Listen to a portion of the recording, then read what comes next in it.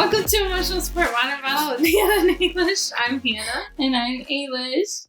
So this weekend I had like a family bridal shower to go to, and I got to spend time with my aunts or my dad's sisters. And it was just funny, like just talking to them, and they were talking about how like my grandpa was like Italian and old fashioned, and he like didn't support any of their weddings. Like wouldn't walk them down the aisle and stuff. And I don't know, it's just funny. And then they were like going through their stories of like why and stuff. And it's just so like funny to hear them talk about like they were my age and younger once. And it was just weird to like, it's just hard to understand that like they had a life before like me. Yeah, like before you knew them.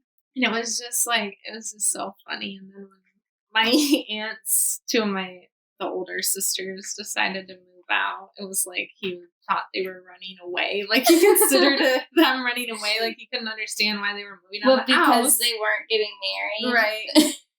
It was just they moved so out first. Did he not like want to walk them down the aisle because he didn't like who they were marrying? Yeah, because they weren't Italian. I mean, there was like other stuff. I don't know if they wanted to share it, but it was just like funny how stubborn he was and stuff. And it was just funny to hear about. Like, it's just like, oh my gosh. And my grandma and grandpa from my dad's side, they were older when they had their kids and stuff, and that was just interesting. That my grandma and grandpa on my mom's side were older were too. They? Yeah. That's really interesting. I know. Because it's like we all think they had kids and they're like 16. Yeah, I know. That it is weird. Like both of them were like in their like early 30s when they, which was for the time so like late. Weird. No, yeah. I think it was the same. It might have even been later. Yeah. I was like, what? Everybody probably thought they were freaks. Like, right. They're crazy to have kids now. Right. It was just funny. That's cute. We just had fun. Like, hearing all with the stories. Yeah. And the bridal shower was really nice. Nice. Does your one uncle is he still the chef at the Hard Rock? Or no, Rock and Roll House of Blues. I got there. No, but he's actually going to be working there again. Oh, really? So, because the reason why I asked is because my dad and I went to a Cleveland Guardians game yesterday, and we were walking past there, and he's like, "Does Hannah's uncle still work there?" I'm like, "I have absolutely no idea." No, you didn't. But then now he's going to again. I'm sure everything will improve. I've got to keep literally never eaten there one time. I did like, oh my gosh, probably like 12 years ago when he was working there. But we have to keep an eye on some shows. Yes. I know it. Oh, speaking of, if you want to meet us. I know, don't get too crazy. Don't get crazy. You want to look for us? We're going to a Fall Out Boy concert on the 18th of this month. Yes. In Blossom. Yeah. So, Blossom Music Center. So, if you want to go, we'll be there. You know, I mean, hopefully we don't get swarmed with fans. We don't want to outshine Fall Out Boy. But yeah, we'll be there if you recognize us from the videos.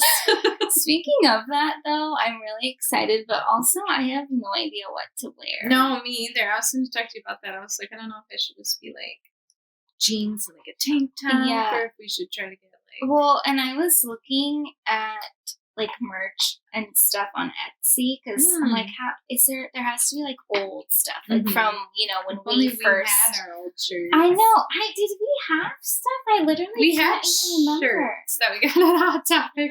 That's what I think. I can't even like. Wait, let's go to Hot Topic and see if they have. Okay, I already looked. They're new stuff, and I don't know. Well, we have to listen to this new album. I know. I was gonna say that too. I'm like, oh shoot, this is like the Stardust. Yes. Yeah. Welcome to Stardust. We're we're going, we don't even know. So we just want to see. Yeah, and also I'm just hoping they play like only old songs. Which it sounds like they're not going to. So probably maybe they'll do surprise songs. I know.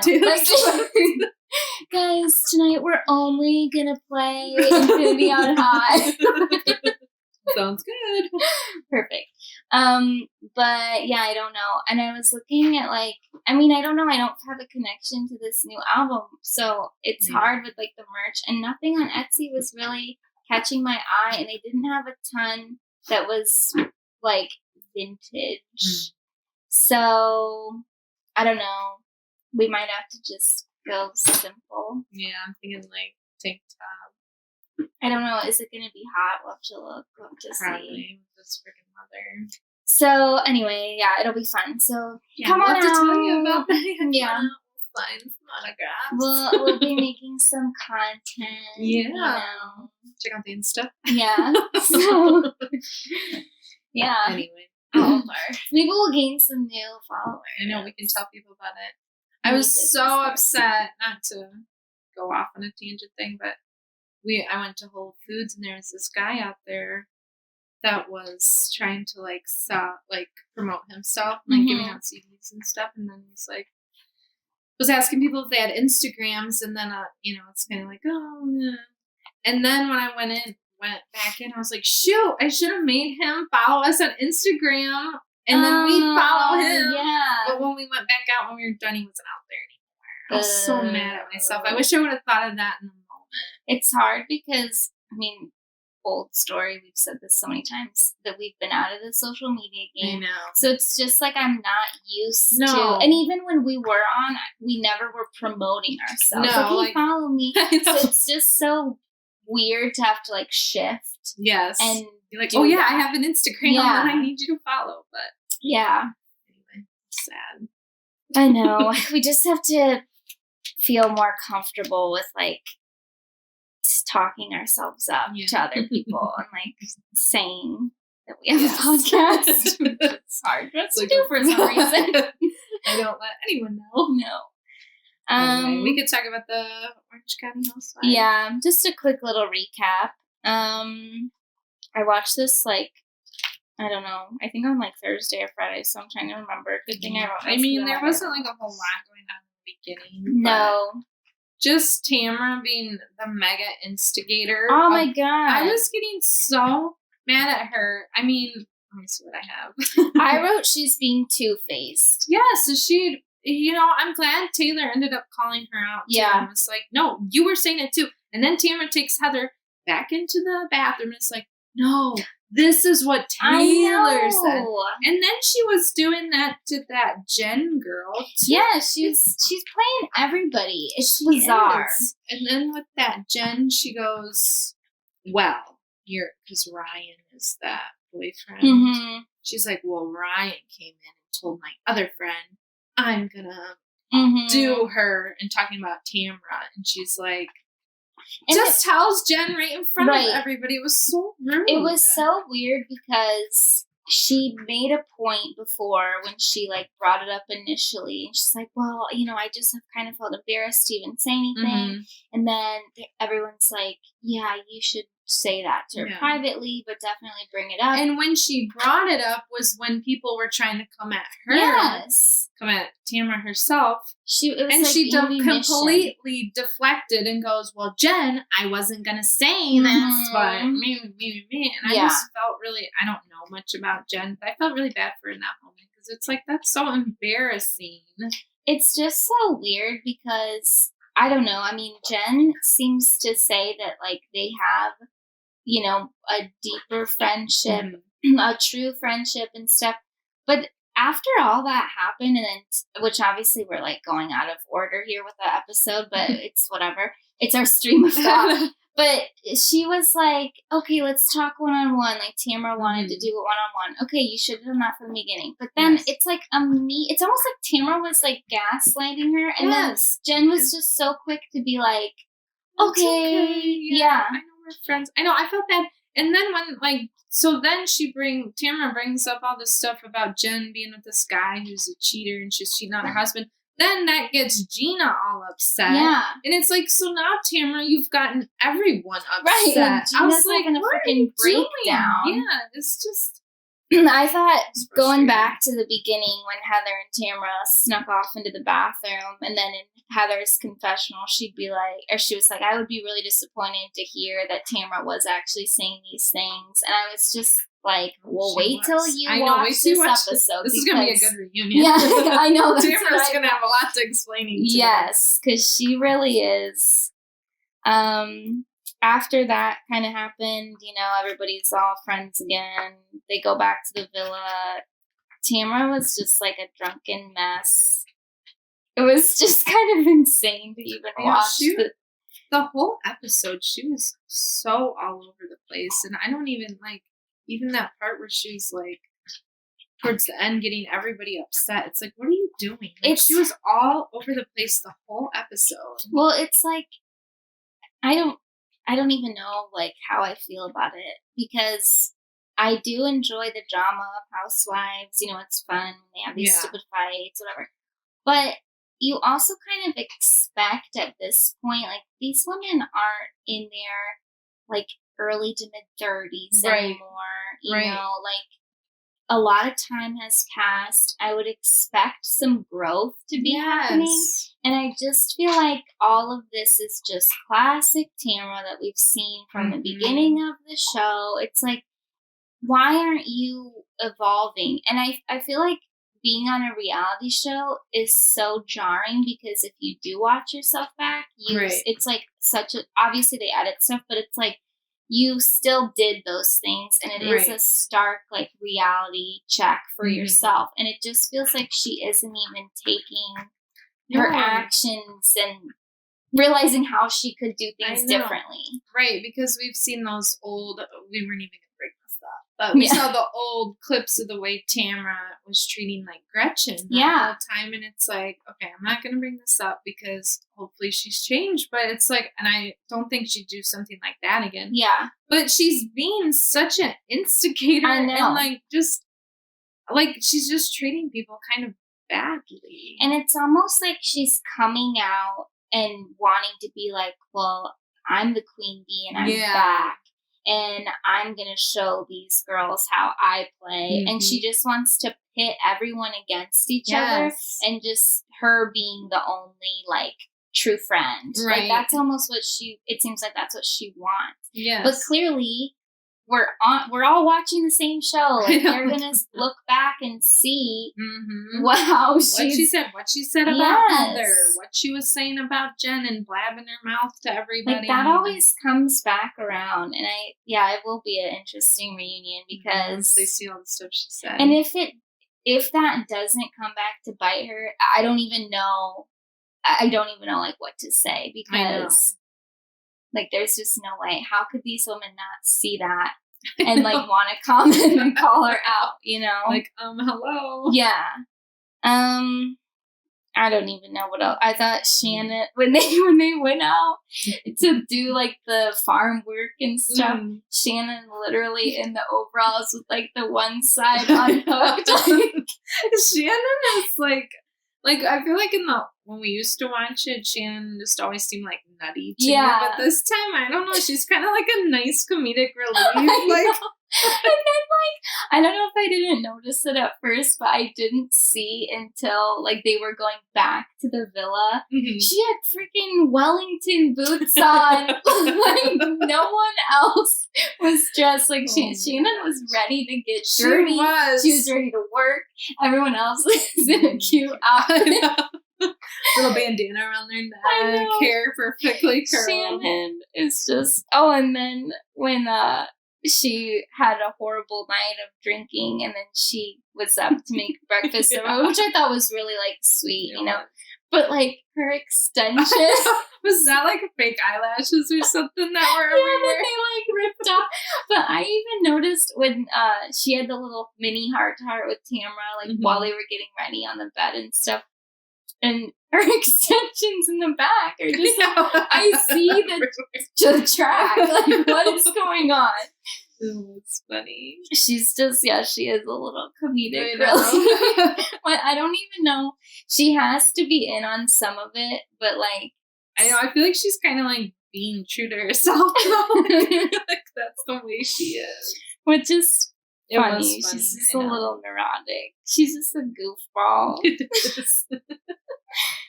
I don't know. Everything about with Gina. Oh, the comment that she made to Jen, like, which I think this was in the preview for the episode, but it was just, I'd like to get to know you beyond your infidelity. And I was like, what?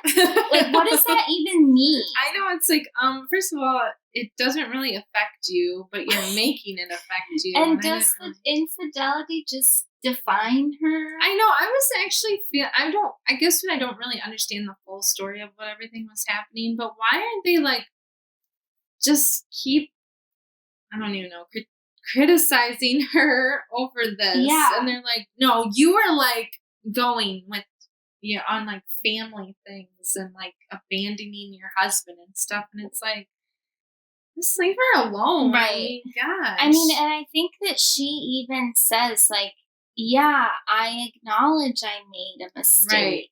I acknowledge I stepped out on my marriage. Right. She doubles down that it wasn't physical. And then they're like, well, maybe not. Who knows, honestly. I know. And then they're like, well, come on. They're like, literally, she's talking. And then I think it was Heather and somebody else are like, yeah, but that is a really big deal. An emotional affair. That's worse. I know. Yeah. It's like, which, like, I don't disagree no, with. But they're making good points. But if this person's like opening up to you, and she doesn't seem like this, I don't know her obviously, right? But she doesn't seem like this terrible person, and I was really feeling kind of bad. I know, and like we said before, if she and her ex-husband have already worked through this, right?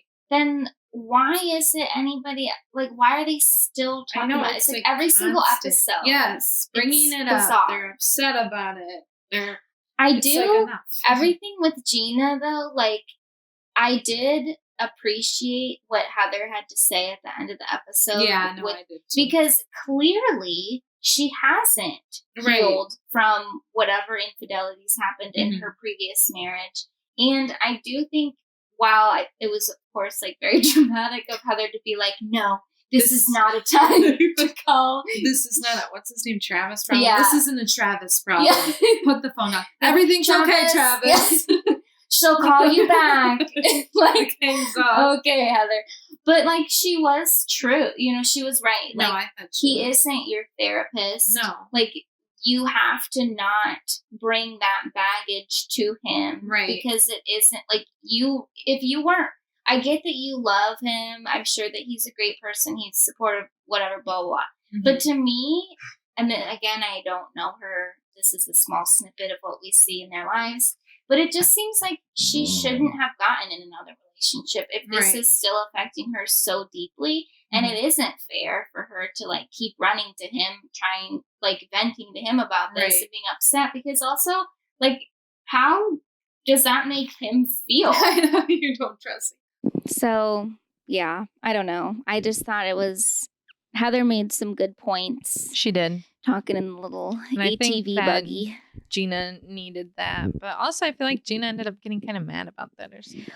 I can't remember. She seemed like a little defensive, but then she also kind of relented to it. Like, you're right, I know. But I just feel like she won't actually do anything about it. She's just going to carry this burden for as long as possible. Yeah, and that's just going to be that.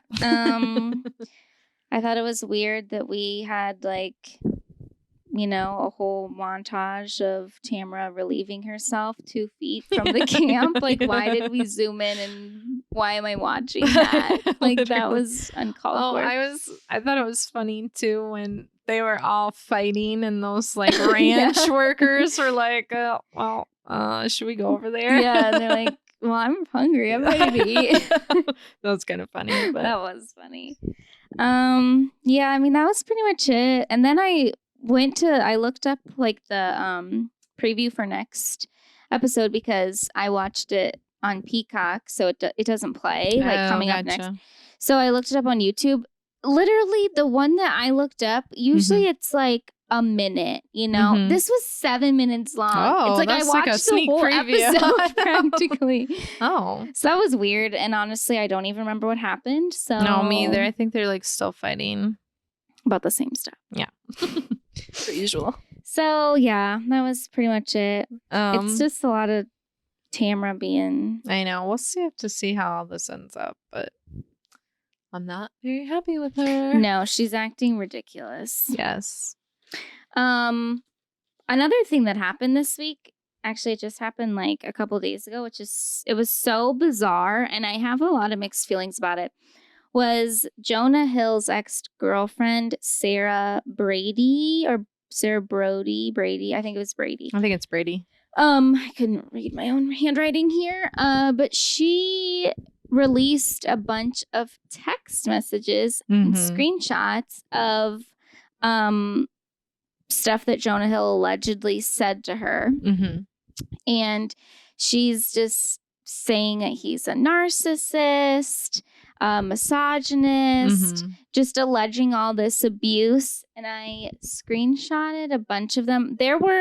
She literally blew up her Insta stories. There were 56 posts. I wonder what triggered this. Like, I know he's in a new relationship and has a baby. Yes, it did come as an interesting time because she posted everything on July 7th, and he announced that he had a baby about a month ago. Okay. So I knew she said the thing about she hoped he had a girl or something. Yeah, which honestly I don't know if he did or not, but I just took a few screenshots of some of the things that I thought were kind of interesting, which I'm not going to like read all of them because it's just honestly too much, but a lot of it is just like snippets of conversations. And you know, I just think it's hard with sharing text message threads like this because, first of all, I think it's very easy to edit things. I think it's, and not that I'm saying that she did this, but I'm just speaking in general. Like, it's very easy to kind of like piece things together where it's like, oh, someone said this, and then here's my response, but really that wasn't the response. Right. Or to just change a name in someone's phone, and then it looks like text came from someone else. And also, it's just a small snip of an entire situation. So I don't know. I mean, the things that he was saying, like, I don't necessarily agree with. Like, he's like, you know, these are my boundaries. If you're going to be in a relationship with me, like, I don't feel comfortable with you posting these pictures. She's a surfer, so a lot of her stuff was like in a bathing suit. He's like, I don't feel comfortable with this, and you're wearing like a thong bathing suit, and you're hanging out with all these other surfer guys. So I don't agree with that, but that isn't super uncommon in a relationship, you know? And like, again, I don't think that that's right, but it's just like people can be controlling. Right. And she just aired everything out. And then a lot of the stuff was her being like, okay, you're right. Like, I respect that. Like, I won't post this. And I know that, like, you know, you're just maybe trying to appease somebody.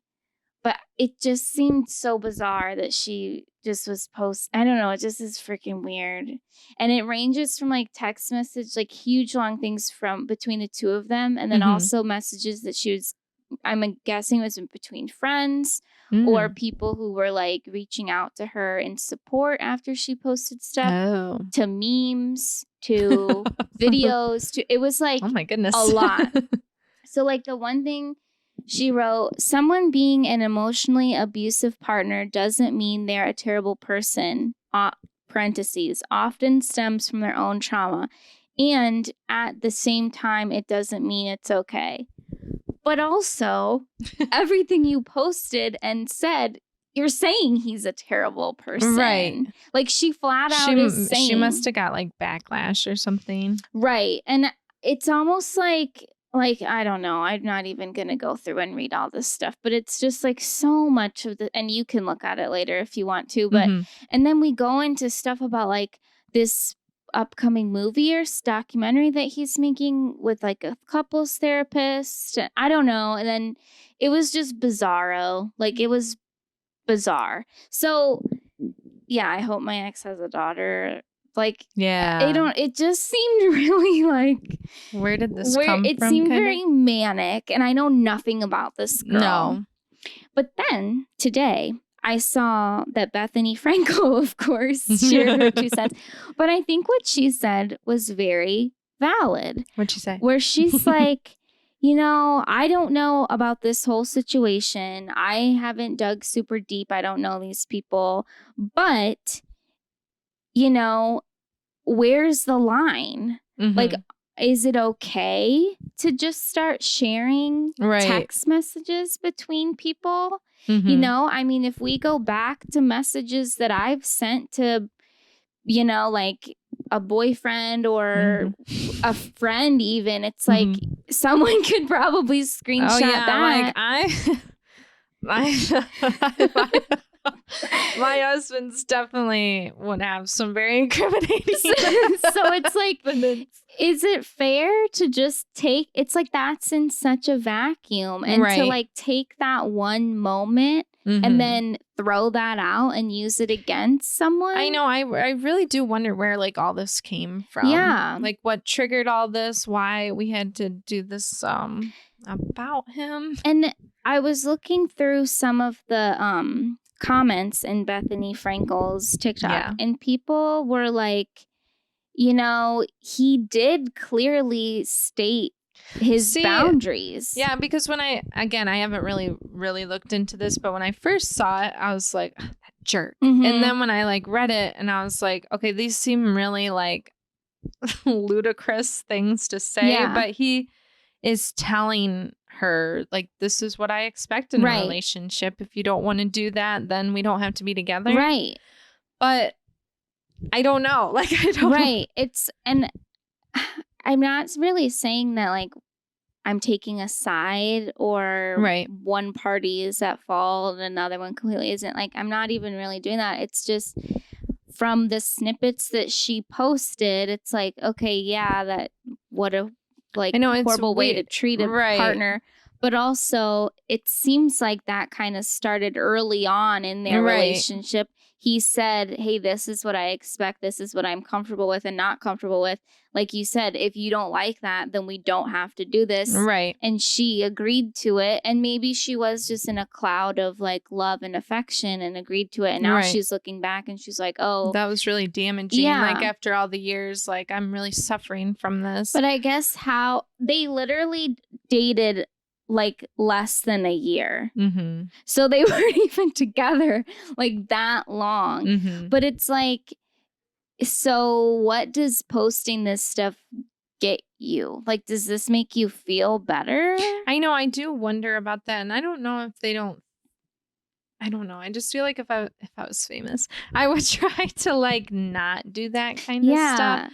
Unless they're like physically abusive, a rapist, know, type things like that. Because, people should know about that. I don't know. I did think this was a little weird. But I did see something about like Fluently Forward was talking about this one person that I don't know who they were. Mm-hmm. And they were like, how could this person like defend this situation, like defend Jonah Hill? They're never on the side of the woman. And then I saw Celebrity Memoir Book Club put something out about that person too, and I meant to look up who that person was, but so it seemed like a lot of people were taking her side. I mean, I don't know. I think I would agree, like, okay, for her, she was in a toxic relationship. Mm-hmm. She is happy that she got out of it. I'm happy that she did. It wasn't for her. Right. But like, I don't necessarily agree with how she went about doing this, especially since, so I got dates here. They broke up in early 2022. They were 9 years old when they were dating. So it's really weird that she brings it up now. 2022, and then he started dating the new girl that he now has a baby with about August of 22, and they've been together. And then, like I said, like June 2nd, they announced that they had this baby. So it's like, it's been, a year and a half since they were together. Why post it now that when he's clearly moved on? Right. Has he said anything yet? Not that I've seen. I mean, I don't, and we're recording this on Monday, so maybe by Wednesday he would. I feel like it's in his best interest to not say anything. But it's just like, I don't know. How does that help you? How does that benefit you? I don't see how doing something like this would help you heal. Like, it's just, and then when she's like, I've had so many people, say to me, blah, blah, blah, blah, like, it's great that you did this. It's great that you got out of that situation and you recognized that it was bad for you, but I just don't really see how it's a really, like, I don't know. I don't think she's being, like, kind in this situation. I don't think that it was really a situation where she needed to be like, gotcha. Like, and like, if you do know that he's got like some project coming out, it kind of reminds me of what just happened with that Sophia Culpo and that, what's his name, starts with a B, I think. I don't even know, because I didn't even know who he was until he's an athlete though, right? Maybe. I don't really know who he was, but then the Alex Earl thing, and she like comes out and is all like, he cheated basically, and was saying like all this bad stuff about him, and it's like, why? I don't know about doing that like so publicly. And then of course people flood into comments and they're like getting death threats. I don't know if they were getting death threats, but the way people will flood into the comments, and that was only her perspective of what happened. And then he had to like come out then and be like, he kind of said like a more mature thing than she did, but it just is weird to like do that to people in the public eye. Even though, we obviously aren't to the level of any of these people where we have any type of like real following, but like, even I still wouldn't do that. Like, I would never, if we had our own personal social medias and we were scorned by a lover, like, I would never go out and be like, look, let me screenshot all this, let me post it, and so you can all see how horrible. Like, I just would never do that. No. So I guess, I don't know. I don't see how holding that, especially for this girl, like a year and a half later, like, how is that helpful for you? I could see she did post a couple things of her like surfing or in a bikini or whatever. And she's like, I couldn't post this before because of who I was with. Like, I think that's okay. I know. You want to say that. You want, good this for you. This is a freeing moment. No, I agree with that too. And I do think like some of the stuff that Jonah Hill allegedly had told her was a little weird considering she is a surfer. Yeah, like, that's just so bizarre to me. I'm like, that's her job. Right. Like, you can't wear a, I don't know, tuxedo while you're surfing. Right. Like, I don't know. That was weird. But. I know. I agree. But I just also thought like, and I double counted. It was when I looked on like Saturday or whenever I text you about it, Saturday or Sunday, Saturday, I think.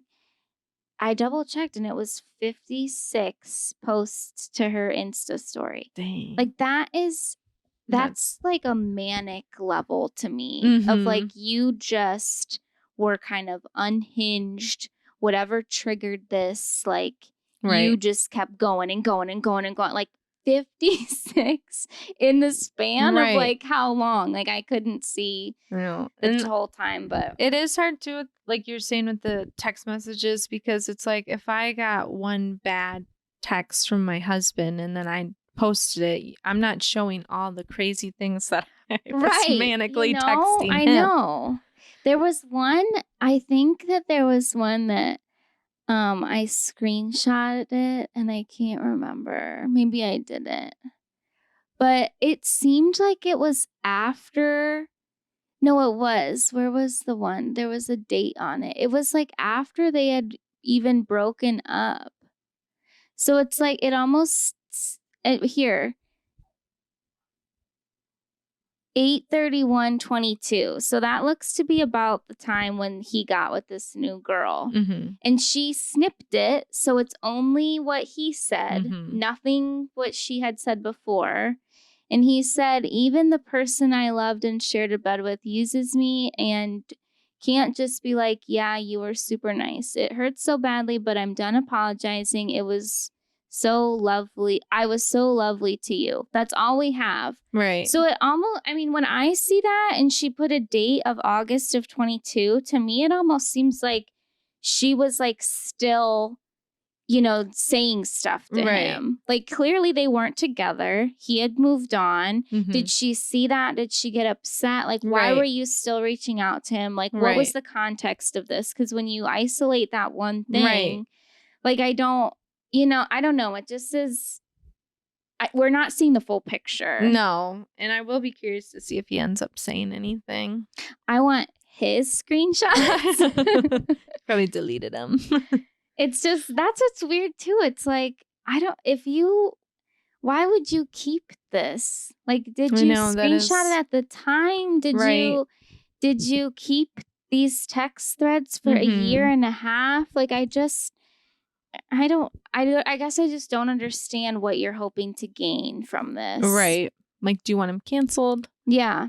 Or what's the situation? I wonder if Heather McDonald was saying it. I know. We'll have to see. And then, like, I saw that people, they just dive into the wormhole. And they started posting stuff about, like, things that Seth Rogen has said about Jonah Hill. And again, it's kind of, like, taken out of context, too. And, I don't know Jonah Hill. All I know is him from his movie roles. And I also know with some of the interviews that he's given where like people always gave him so much crap about, okay, he was the fat funny guy and then he lost weight and people were like, you're not the fat funny guy anymore. Like, we liked you more before.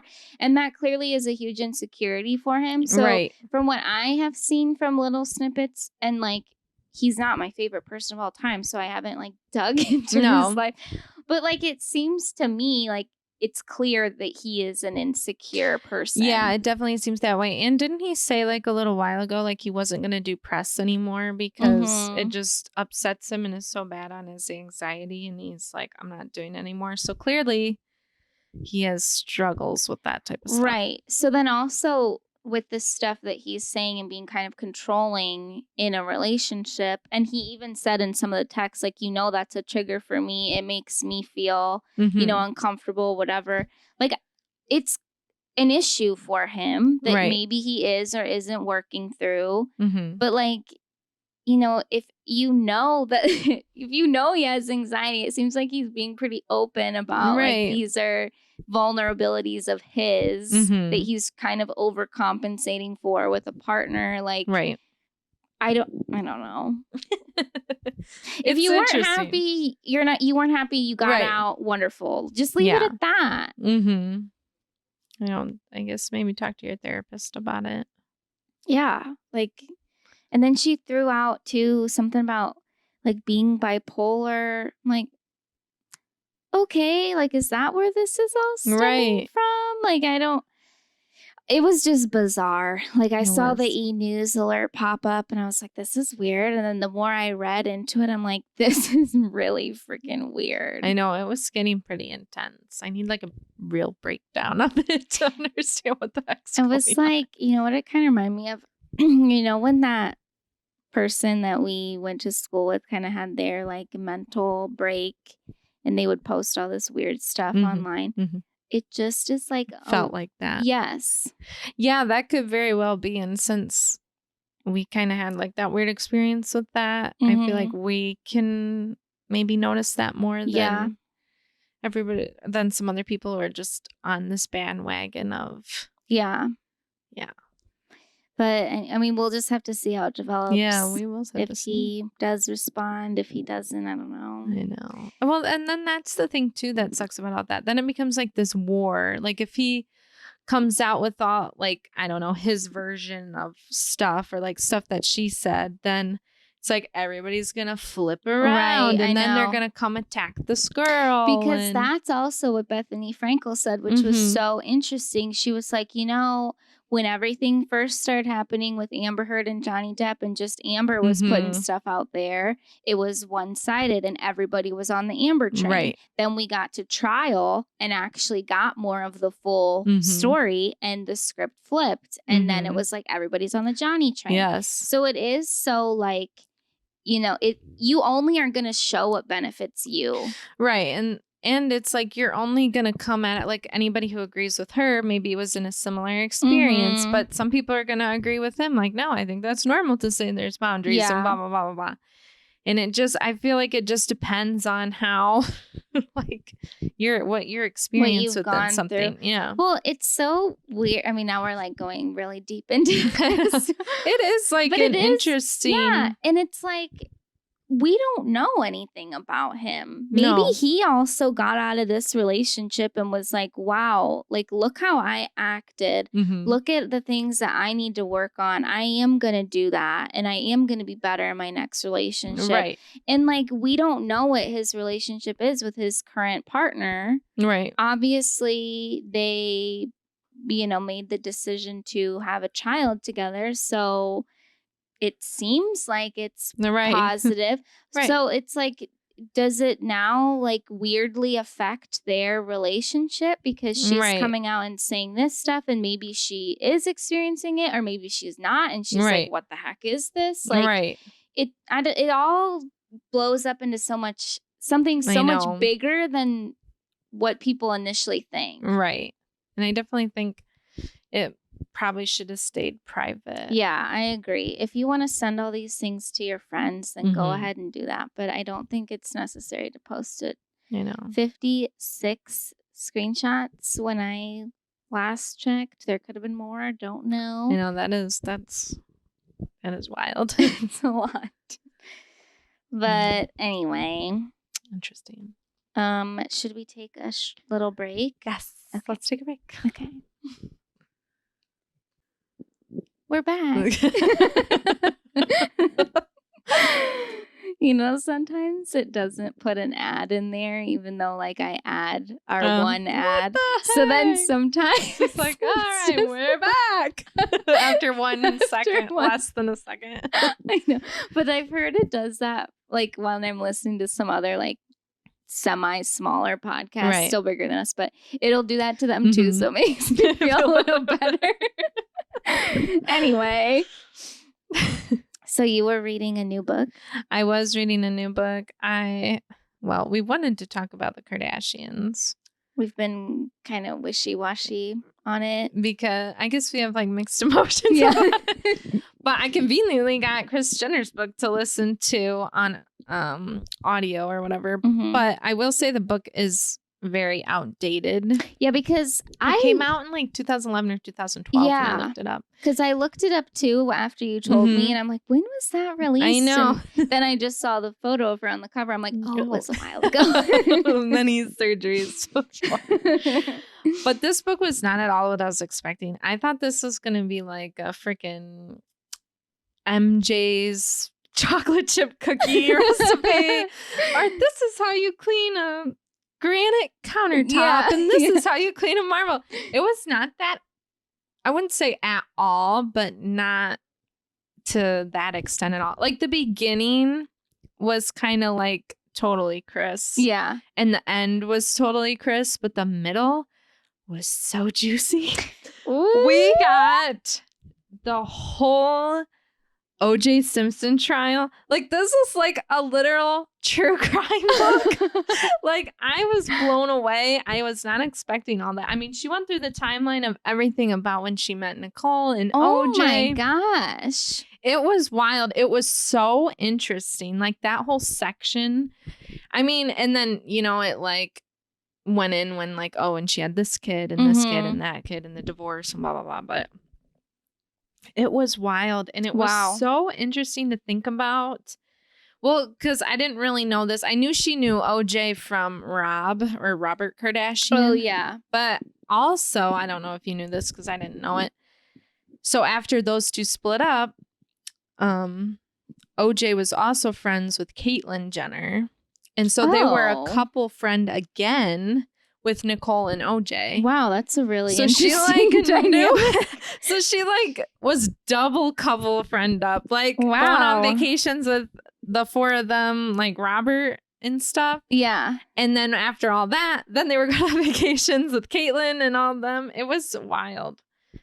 But it was so interesting. And just, I mean, and then I was just kind of like thinking about it too, like just that whole social circle, like with OJ and everything was just wild to like, that must have, it's like obviously that rocked America, but the way it would affect your friend group, like I've never really truly thought about that, to have like your best friend murdered and then your other good friend is being accused of it. Like it was just wild to think about. And how that would divide friends too. And she said it really did. And it was weird. She's like, these people I had relationships with this whole time we weren't speaking because everybody had taken a side. Man. I mean, it was just wild. And just the way like Nicole like tried to, I mean, I don't have to go like too in deep in it, but she was told Chris like he's gonna kill me and get away with it like multiple times. And the whole time in the book she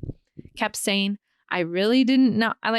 I guess I'm sure she gets that a lot. Like, why didn't you help Nicole? You know, she's like, I really did not know. Like, I'm not kidding you. She must have said that like 30 times. Like, again, I did not understand the gravity of this. I did not understand this.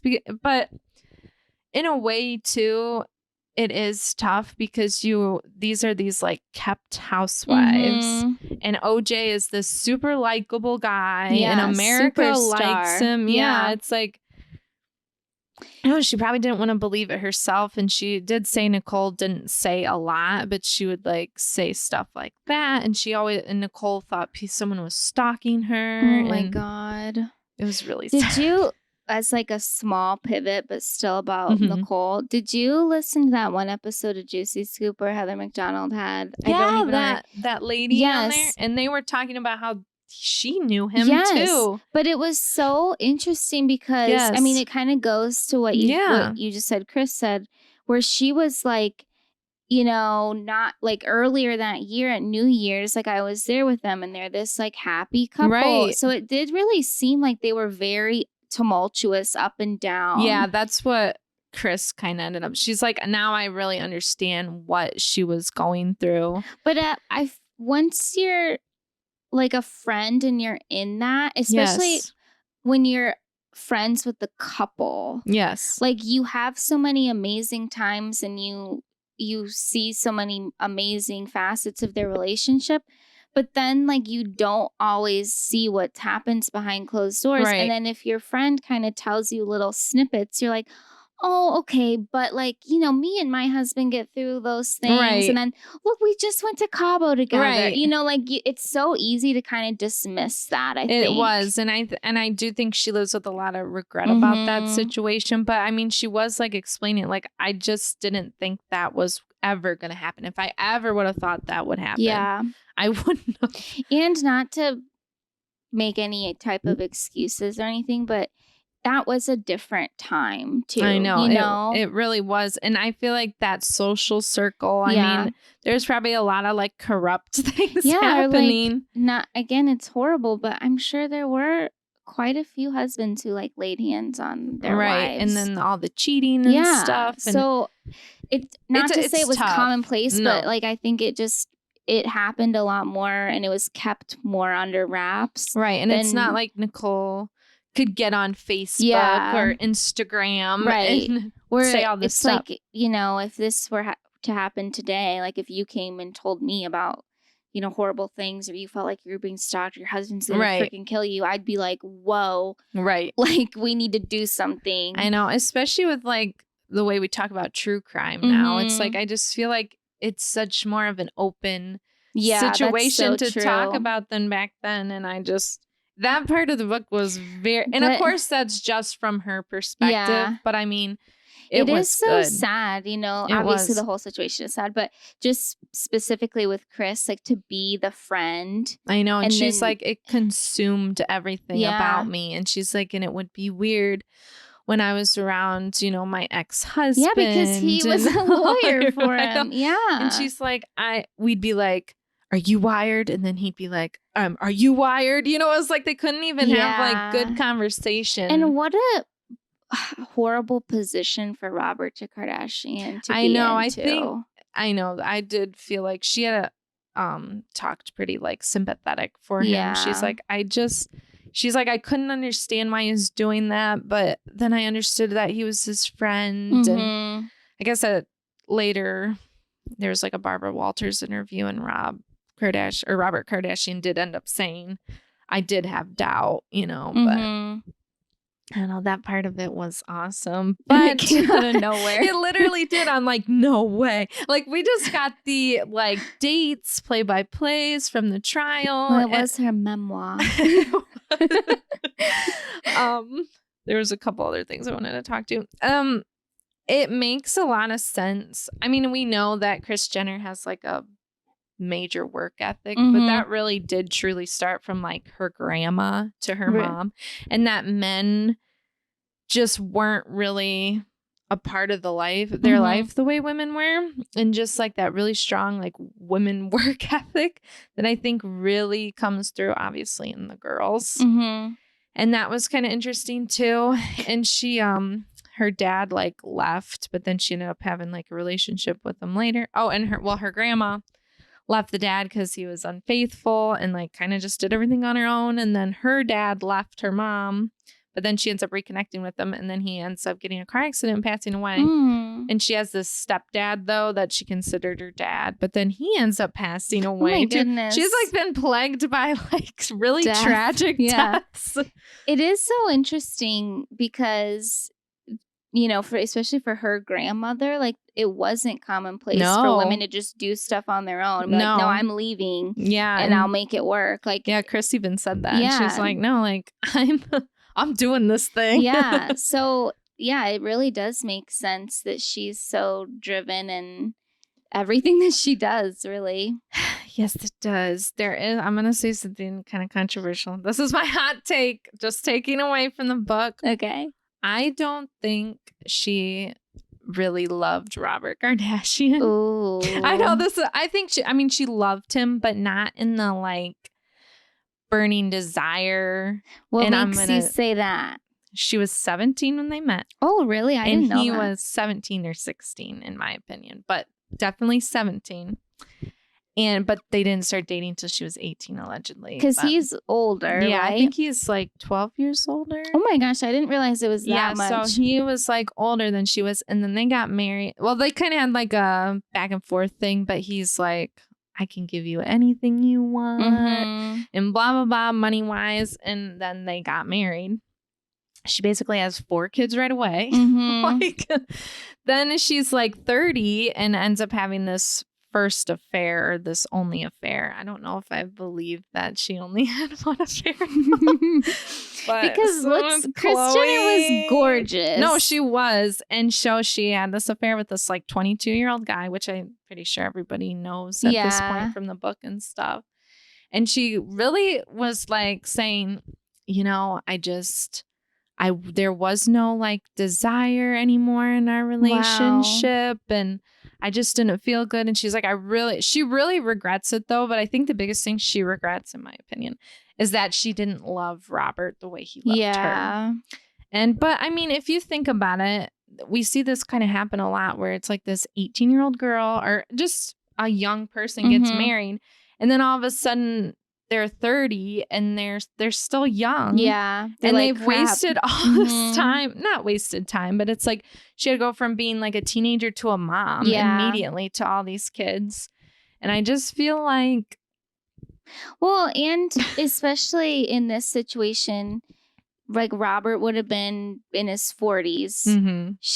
He might be like at a different pace of life. Yeah, slowing down. And she kind of says that too. She's like, I wanted to like, and his social life was so important to her that I feel like maybe he wasn't on that level like she was. And but that was a hot take for me. It is sad because like I think it's really easy to look back. Like especially for the kids to look back and be like, oh my gosh, what an idyllic like marriage and relationship, and you know, it was so awful when they got divorced. And I think that hasn't she even said that she does like regret like how all the stuff with the divorce was handled and everything, and that did make it really hard on the kids, obviously.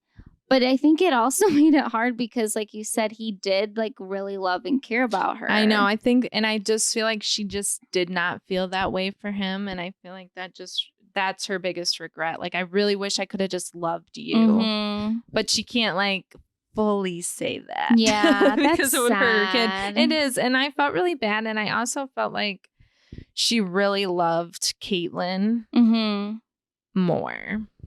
Which is so interesting. I know. That was my take. It just seemed like they had more fun together, that she just really felt like alive with him. I don't know. But you know, and we don't know obviously how things were fully for them, like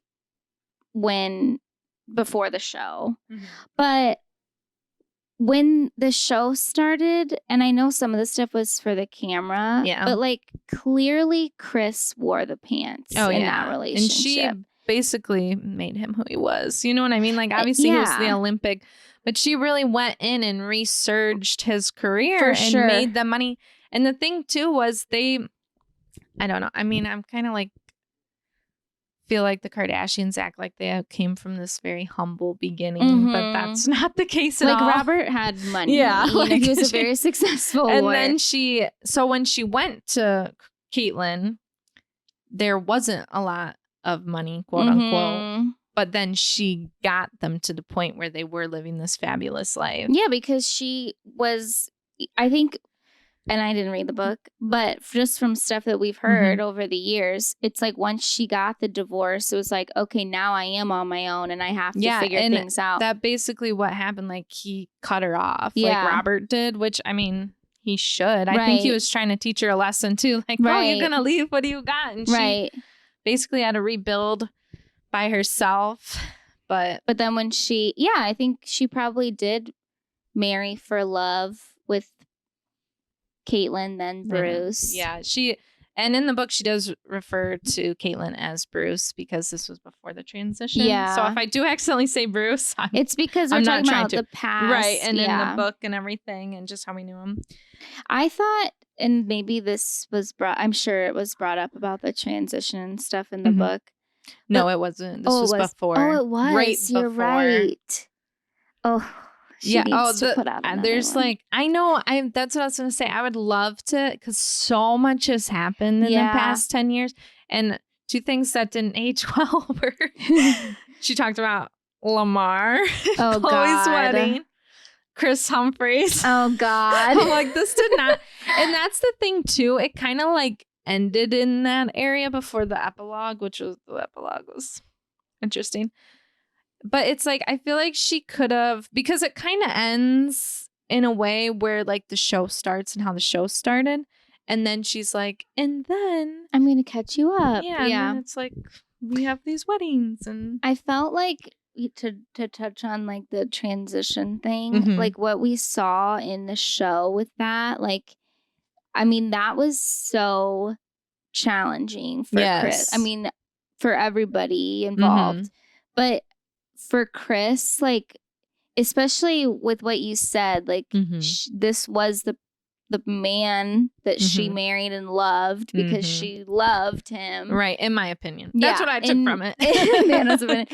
But, like, then to realize, like, wow, like, that was a lie, or, like, it wasn't what I thought it was, or, you know, like, what a jarring experience. I know that is the thing, too. Like, there's obviously Kris Jenner is problematic, but I do feel like there was a love there, and I can't imagine that going through that type of situation. And, you know, and I didn't read Caitlyn's book, but I think I do remember that it felt like that she was like not as forgiving on Chris.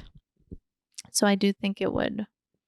I just felt like, and I didn't read the book, whatever, but like, how could there not be animosity there? Right. Like from both sides, honestly, you know? And I just think it's one of those things where it's like you're never really going to reach a point where you are besties. Right. Like it's not the same. There's just going to be too much deep-rooted hurt from both parties. And I don't really think, like from Chris's side, what we saw publicly, like she never pushed blame on Caitlyn because, you know, I think she realized, okay, that wouldn't be good for my public image, but also it's just unfair to do that. Right. But I think that she, like, from her emotional standpoint, it would have been well within her right to feel that way. I know. And I remember Caitlyn had made the comment like, well, we would still be married if Chris would have been more accepting, allegedly. And it was like, I don't know. Like, I do think that if the transition didn't happen, they would still be married. Like, I do really feel like maybe the way it was handled and everything just really put like a wedge between them. But would Caitlyn be happy with that? Right. You know, I don't, and it doesn't seem like Chris would have been happy with that situation either. So it seemed like it was best for both to just go their separate ways. If that was the decision that, you know, Caitlyn wanted to move forward with and be themselves, like wonderful, great. But like, it's not really fair to push that on your wife. And I know. Like, okay, well, you know, you are the one that caused this, because no. And I just think, like, I don't really know. Caitlyn's kind of been out of the public eye a lot in recent years, and like will pop up with like a random comment about some random thing, some political thing. Yeah, but like so I have no idea her relationship status. But like Chris has moved on with Corey, and from what we see, she has a very like loving relationship. Yeah, it does seem that way. Like he seems to kind of like worship her. Yeah, which good for her. But I think that is what Chris is looking for, because even with Bruce, it was like she wore the pants. Bruce was so like, not like subservient isn't the right word, but very catering towards what Chris wanted. Right. And in her relationship with Robert, in her marriage with him, it was like he was the one that had more of the control. Right. So I just think Chris is such a strong-headed woman. She definitely does, and she's in this place right now where she does not need a man for money in her lifestyle. So it's like she can kind of have a guy who's a little more just there to worship her. Yeah, because isn't Corey involved in the music industry? Yeah, I think somehow? Something like that. But obviously, Chris is the one that Chris is the one with the money. There's one last thing I wanted to say about morally corrupt Faye Rasnick. I didn't know this part. I knew she came out with a book after the passing of Nicole, but in the book, she talks about how they had like this hot, steamy affair. Why? Yeah, that part I didn't know, and I was like, "Oh, she is morally corrupt." Like, I get why she's called that now. But other than that, I mean, if we want to do that book for a book club, it would be very interesting. Okay. But so I won't get more into detail. But I do think it was just really interesting to hear about Chris. Yeah, it wasn't. I mean, there was definitely a lot of like Kim is so beautiful, and perfect type stuff. Like there was that stuff in there, but it was. I was not expecting it to be actually just about Chris. Yeah. And so it was just interesting to get like the backstory on. I have a lot of respect for her. I know that, you know, she does some things and you're like, okay, just for the money, whatever, what the heck, blah, blah, blah. But like, she is a very intelligent woman. I know. She has made this empire. I know. And she stopped at nothing to do it. Like, even if there wasn't a sex tape, she would have found a way. It's like if there wasn't this, OJ trial, I still think they could have been famous in some way. I mean, even just with the reality show, she's just like, people kept telling us, you guys need to have a reality show. And she just like waltzes into Ryan Seacrest allegedly. And it's like, let's do it. And he's like, let's do it. Yeah, I think. So I think they still would have been famous regardless because she had that drive. Yeah, I agree. I mean, they always say, like, the devil works hard, but Kris Jenner works harder. Oh, like she you have to just kind of respect that, even if you don't agree with all the decisions or things that she does or the family does. It's like they really do. They work, They do. They take every opportunity and run with it. Even if their work looks different from work that, the quote unquote normal person does, like it still is, a lot. And even honestly, like we're kind of transitioning now because we made the difficult decision to start watching. See, we weren't going to. Well, first of all, we've been watching this show since the conception. Yeah. And I think like the newer seasons, even when it was still on E, it was kind of hard to watch just because they were such a it's just different now. We needed a break. Yeah. So I don't even remember when I stopped watching. It was, and then I'd like watch here and there. Yeah, or which we had kind of discussed about with social media. Yeah, I was like, we already know this stuff. Yeah, we already know. So it didn't seem like there was a point to really watch anymore. But we kind of wanted to get out of the Bravo universe a little bit with what we're watching. Try something different. So we decided to start watching the most recent season of the Kardashians. I did watch the first season when it came out. Oh, did you? It looks like I started the second season, but did not finish it. And then I do remember you talking to me about it, and I'd be like, "Oh, I didn't watch, but I did hear about blah blah blah." But yeah, no, I didn't watch anything. But what I was gonna say initially was, with them working, even creating the reality show, it is challenging, you know. And I think at this point, it's like so second nature that you don't even notice the cameras. You know, they wouldn't anymore. But it's like, it's hard to share your life like that. Like even with us making the podcast, like I feel uncomfortable even sharing some personal things because I'm just like, who's listening? What are people going to think? Like, it's hard. It is hard. And then just to like open yourself up to that all the time for like what, 20 years? Like 15 years maybe? Because it was started in 2007, right? Yeah, it would have been about there. Because it would have been about when we were starting high school, probably. Yeah, that's crazy. That's crazy. So yeah, we've been ride or dies for a long time. We took kind of a break. It did get hard. Yeah, and it's like, and with that being said, we don't agree with everything the Kardashians do. Right, of course, yeah. So I guess we just wanted to kind of go through. There's been 7 episodes and we binged it, which was a little challenging to do, but we got through them. And then I don't think we need to do this like every week. We can probably watch a few and it was kind of like fun to just run through it. Yeah. So we might sprinkle some stuff in here and there. I will say, full disclosure, Courtney used to be my favorite. I loved Courtney. I loved Courtney and Scott, even though there were a lot of tough times. I loved them. I thought they were so funny together. I loved Courtney and Khloe Take Miami. I loved Courtney and Kim Take New York. Like I loved Courtney. And then I don't really know when things started to change for me. I think it was really toward like the real end of her and Scott's relationship.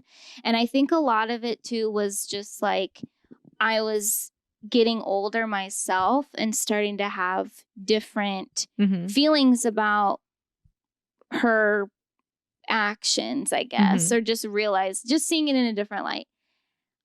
I just don't I can't stomach some of the stuff that she does now. And honestly, I just find her very boring. And I fast forwarded through a lot of her content because I just can't do it now with I just can't do it. I don't even know. I don't have a hatred for her, but I'm just like, girl, I can't listen to you talk about your Lummy vitamins. I do. This whole season, it was better than what episodes are at now? It was better than I thought it was, but honestly, the whole kind of thing is a little bit boring. Yeah, there's not really much going on. No, and it's like they don't. I don't know. It's weird because they're like, we show so much, but you're kind of not. They're all only showing certain things, and I know they're like producers now, so they're like picking and choosing what's done, but it's like well, Kylie and Kendall aren't doing anything. No, they're honest. They're barely even on there. Yeah, it's like I don't even know why they bother anymore, unless there's like a group dinner or something. Have them on there, but it's just like I think that like I don't even think Courtney was really on the first episode. No, she hasn't been on it much. And she could totally not be on it. I know. I think if it was literally just Chris, Chloe, Kim, Scott. Fine. That would be the whole show. And then, like you said, sprinkle other people in there when like things are happening or get their takes or whatever. But like, I just don't find like, I like Kylie and Kendall, but I don't really care that they're I guess stick. I want to like see more from them. Yeah, I would rather see more. It's like what they're giving us is just like, oh, let's ride the horse. I'm just a horse girl. But I think it's interesting because Kim even, it was almost like they're doing more of the breaking of the fourth wall, which I think was the point kind of switching to Hulu versus E.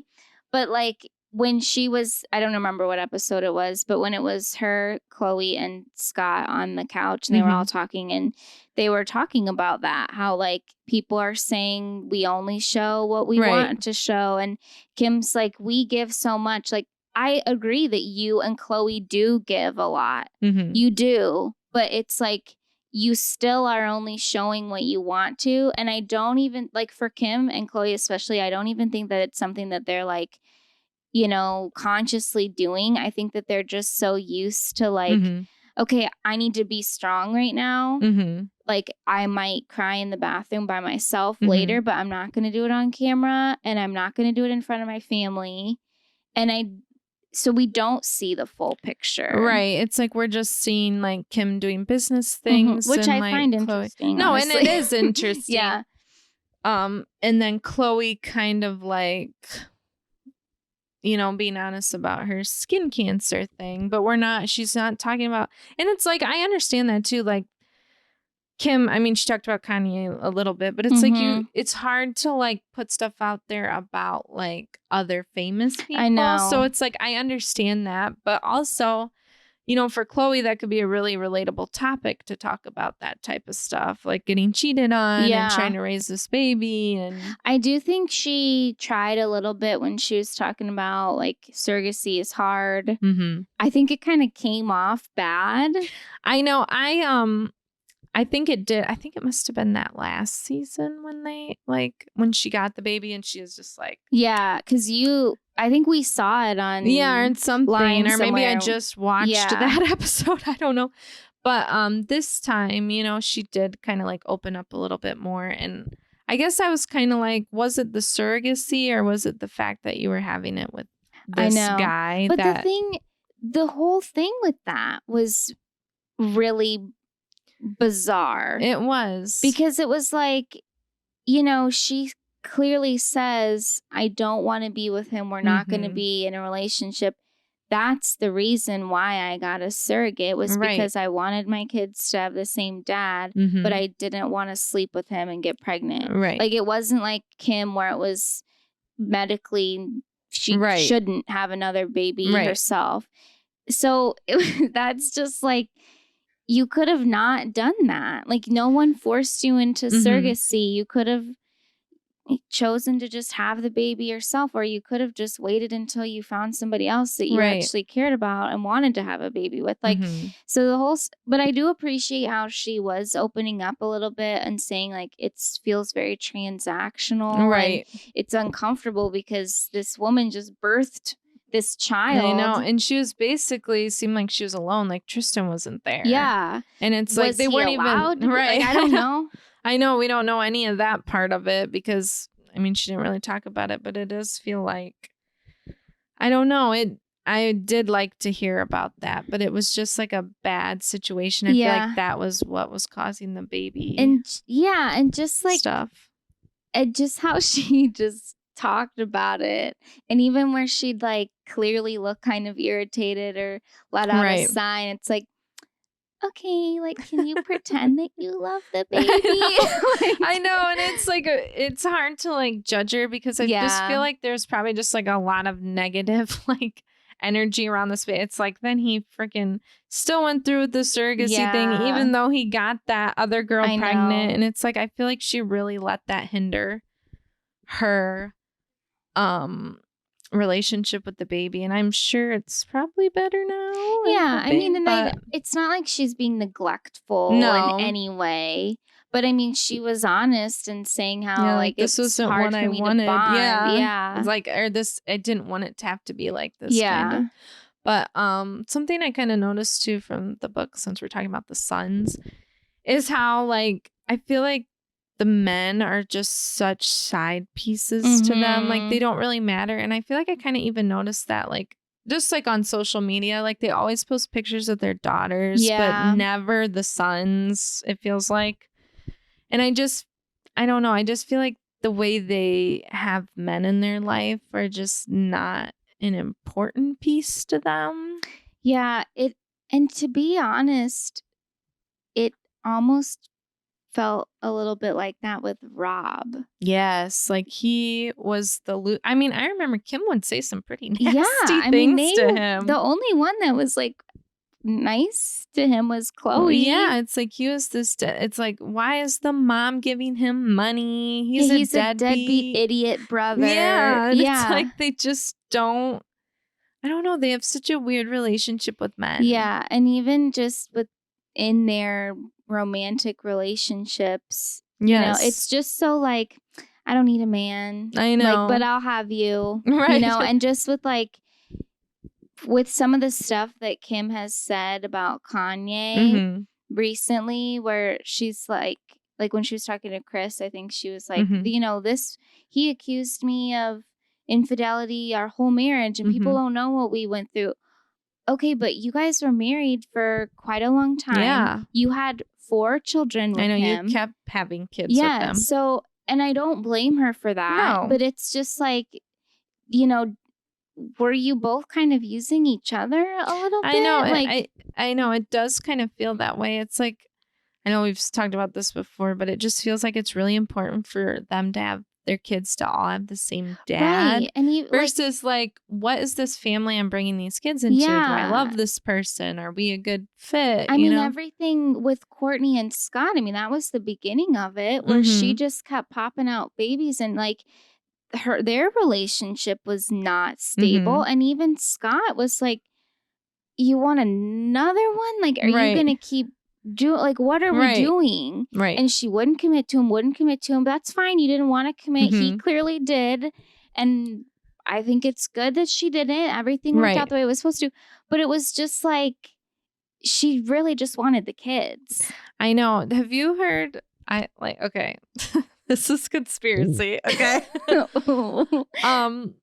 Have you heard like the rumors, which I remember hearing a while ago, that Scott had a really hard time bonding with Rain and that he wasn't sure if he was a dad.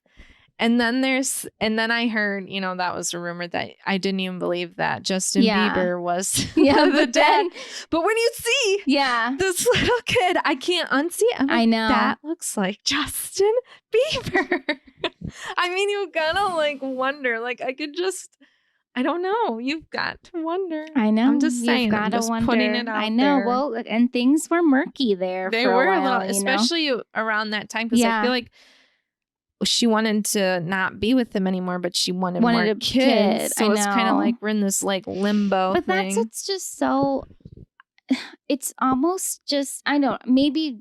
I'm sure that people that are in the public eye do this exact same thing. I mean, we see it with people who like whatever, but it's just like, that isn't a good reality. Like, who else does that? Like, I don't like him, but I still want more kids. So, or it's like, when we're not together, it'll be easier if everybody has the same 2 parents. It's just bizarre. I know. I think it's weird. And again, we don't really actually know what's going through their head. But there's clearly the pattern. Yeah, I mean, even with all of them, Kylie got back with Travis to have another kid, which I don't. To me, that does seem a little bit different, but I could be completely off base. I mean, she still did have 2 kids, same baby daddy. Now they're not together. Right. And they were broken up and then got back together. And then all of a sudden she was pregnant again. Right. It's just, there's clearly a pattern with the 4 of them. Right. And Yeah. I don't know. It's just interesting. It is interesting. I thought Scott seemed really sad. I know. I think that he really is needed for the show. I mean, he brings in the comic relief too. I find him just like his little things interesting, but I completely agree. I do feel like they're not utilizing him. Yes, I do. It's like, oh, he's back, but only to like hang out with Chloe for a minute. Yeah, I know. I feel like they should utilize him more. Even just and maybe he doesn't really want to do it, but it just, I wish they could work more with what they have with them, I guess. I thought he looked very tired. Yeah, he looked just really tired and sad, and I have just always really sympathized with Scott, and like I've always sympathized for stuff with Kanye too, way before he and Kim were even together. Right. I just feel like I don't know why I have these like bizarro bonds, but just with like Kanye, like I think about how his mother died in such a traumatic way and how that like deeply affected him. And with Scott, like, you know, more recently, well, not more recently now, it's probably been like 7 years or something. His parents both died very soon after one another. And he's a fellow only child. Yes. And how he was so consumed in that family, and I feel like he just really wanted to have a big family of his own that like loved him, and he went through obviously a lot of troubling times that he needed to work through himself, and I don't think it was anybody else's job to do that for him, right? But like, you know, it just felt like he kind of felt lost. Yeah, I definitely think that too. And then now, so his parents are dead. He doesn't really have a whole lot of other family, or at least family that he's close with. I'm probably not in LA area at all. And then he and Courtney break up. And then, you know, she's out dating that, what was that guy's name? Eunice. This hot younger guy traipsing all over yachts. He's with obviously all these other girls that like probably didn't even mean anything. It was just a rotation. He went through a spiral. And it's like he kind of like lost his whole family. I know, and I do think it got tricky too, because for Courtney, I feel like she wanted like space and everything, but then the family kept bringing him around, and then it seemed like she really like put her foot down and didn't want him around as much, and then he kind of like didn't really have anything. Yeah, I mean, then he wasn't on the show, so I don't know if we just weren't seeing him around the family. I mean, I think that he did go through a lot of very challenging times, like mentally, and obviously with his like stuff with substance abuse and everything, and the wake up call after Lamar. But it's just like he just doesn't have like a real place, you know. And he got that one show about like Flip It Like Disick that had like one season, maybe two. I didn't watch it. He started that clothing brand, which I don't know how well that goes. I don't know. I am subscribed to their emails, but I've never bought anything. But like, he just is trying to find his own place in the world. But from such a young age, he really was like wrapped up in the Kardashian, you know, family. And I do think he probably has like a lot of regrets there. Yeah. And he's definitely a very self-destructive person. Right. Which it was sad to watch. I mean, I think like as far as like Courtney kind of not showing as much now, I feel like her and Scott really showed so much in the beginning and like through all those seasons. And they were both on, you know, Courtney and Chloe Take Miami and the New York one. And this week I saw all the bad parts of their relationship. And I feel like, you know, back then it was kind of like, oh, you know, Scott and stuff, but nobody was really taking like his issues seriously when he could have gotten help and been in a better place. I don't feel anybody was like within the family or us as viewers. No, like, that's what I mean. We really weren't. It was like, oh, Scott and his antics. Yeah. And it's like we weren't really like, because him and Rob used to be such good friends, and I remember there was a falling out, but I can't remember what it was about. But I just remember it like being on the show that they were like got in a fight about something. I do think that if things if something could have been done earlier, and maybe like it wouldn't have worked because maybe he wasn't ready, but like if someone would have given him a real sit down, and again, maybe they did and we didn't see it, but it just feels like at that time that would have been something that was on the show that we would have seen. Maybe things could have changed. Maybe he could have kind of pulled it together. Maybe things would be different for him and Courtney. Like, who knows? No one ever will know. But yeah, he does just seem a little dejected. And I think because he wasn't on the show, he just kind of felt like, well, where's my place? I think he even said that. Like, I don't know how I fit in the family. And now Courtney's with somebody else and it's like this whole other family.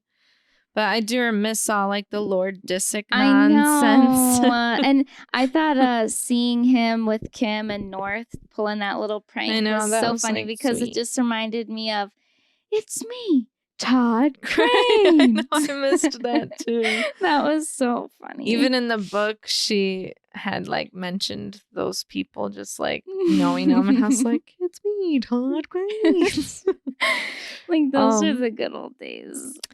Yes, it was. I know, like the show used to be so much. I think that's kind of when we fell off too, was like it just wasn't as fun anymore. Like it was so, they're perfectly made up, perfectly dressed for it just wasn't as relatable, and they weren't as fun. Like they cared more about what people think and want to be taken more seriously, which I get. And they were younger when the show started. Things change. I understand that. And Kim even said that. She's like, I get how, you know, artists feel when they're like, oh, I miss the old so-and-so, because, you know, you do evolve, and I get that. But it almost was just too curated. It got too curated. I know, and just kind of like the way social media and everything was at that time, where it was like, this just is kind of boring. But the big juice of the season was the fight. Okay, I'm glad I watched this because I understand the fight more, because I kept seeing the clips and I'm like, I don't get it. I don't get what's happening here. So okay, I don't want to just rag on Courtney, but a lot of the things that I see from her is very classic eldest child behavior. And I have seen this with like people that I know that are eldest childs, and you know, this isn't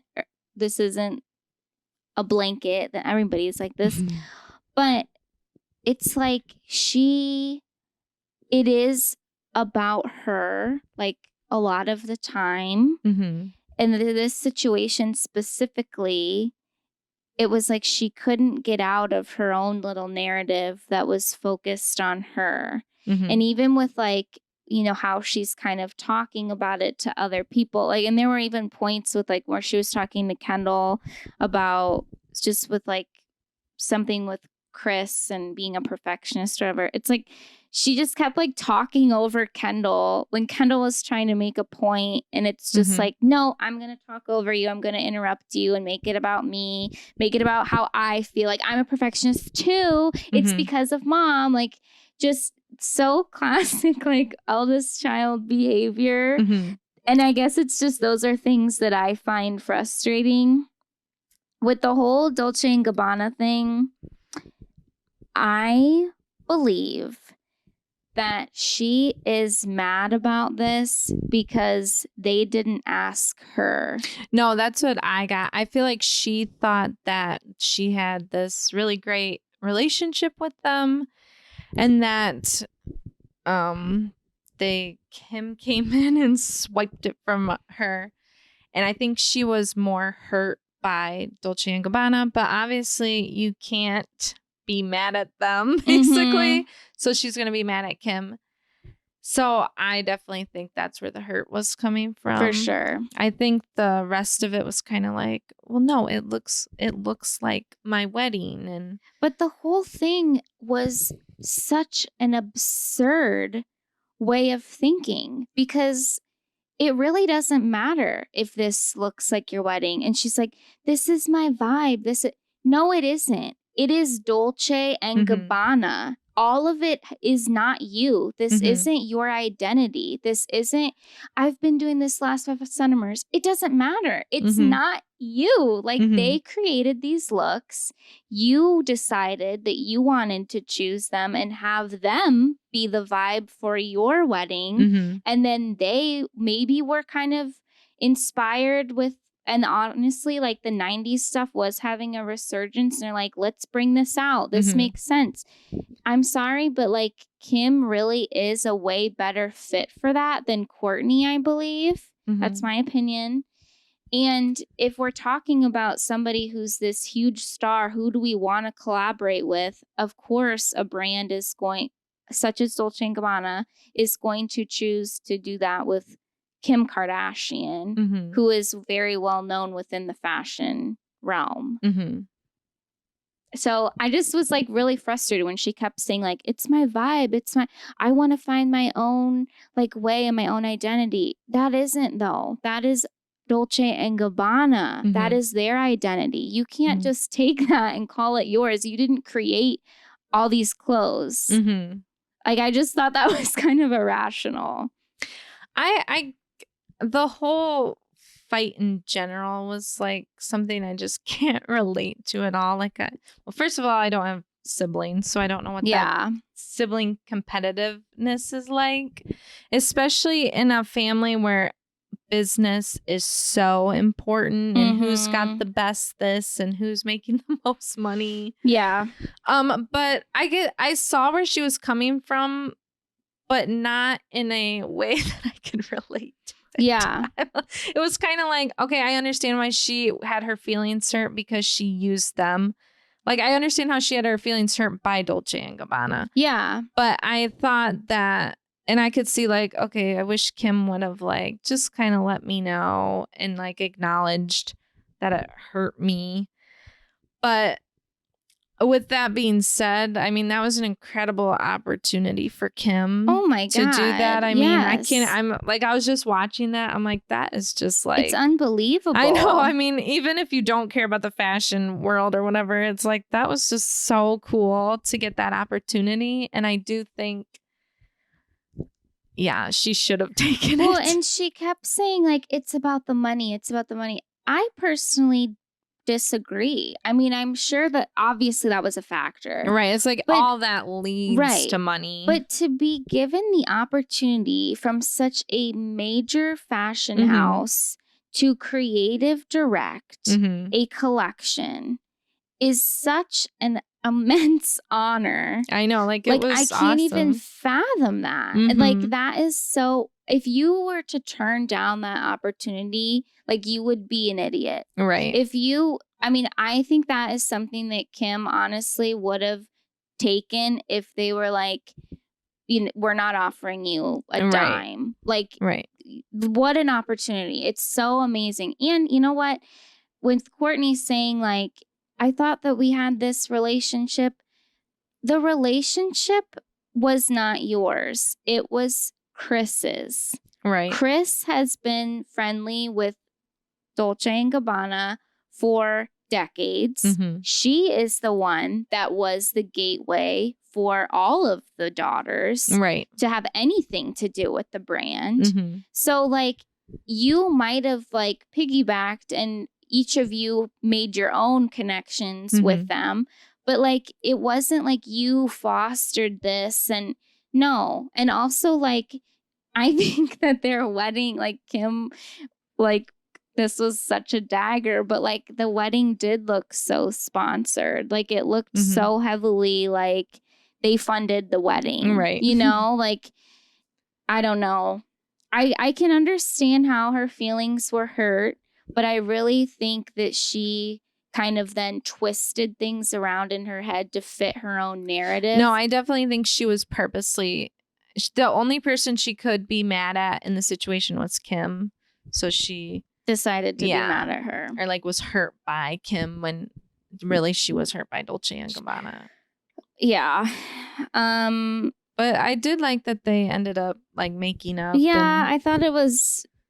Hopefully it I don't think that Kourtney really listened fully to what Kim was saying. And she was just like, still just dying on her horse on that one. But it's just I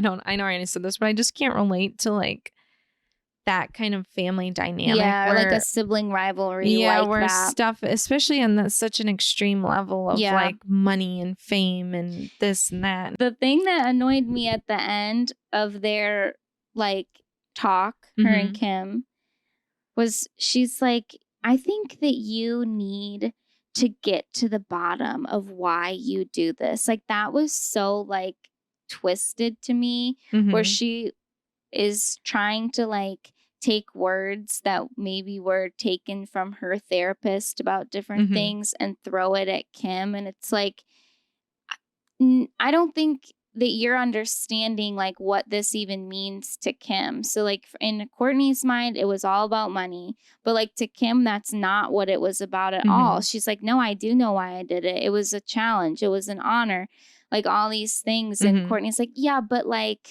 isn't it just about money? You need to dig deeper and think, why do you always have to have everything? When is good enough? And it's just you guys maybe don't see eye to eye. I think for Kim, she is always chasing, and Courtney isn't. She is content. That's fine. But don't throw it in Kim's face. Why can't you just be happy with what you have?